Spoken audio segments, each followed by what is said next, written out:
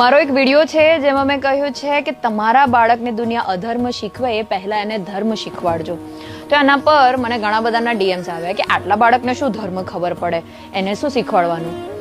બેશક મારો જવાબ આ જ છે કે બાળકને ધર્મ શું છે નથી ખબર, એને આપણે શીખવાડવાનું છે કે ધર્મ શું છે. જેમ કે ઘર આંગણે આવેલા ગાય કૂતરાને રોટલી અને ખાવાનું આપતા શીખવવું જોઈએ, ના કે જ્યારે આપણું બાળક એને પથ્થર કે લાકડી મારે અને હટ કરે તો એ જોઈને ખુશ ના થવું જોઈએ.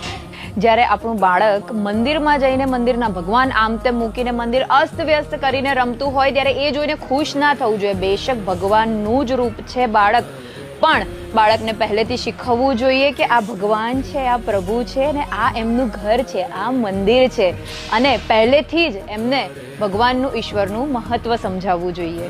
ઘણીવાર બાળકો ચોપડા, નોટબુક્સ અને પૈસા પગેથી રમતા હોય છે, ત્યારે આપણે આપણા બાળકને રોકવું જોઈએ, એમને સમજાવવું જોઈએ કે આ વિદ્યા છે અને આ ધન છે, બંને ભગવાન સ્વરૂપ છે. એટલે જો ભૂલથી પણ પગ લાગી જાય તો એમને પગે લાગી માફી માંગતા શીખવાડવું જોઈએ.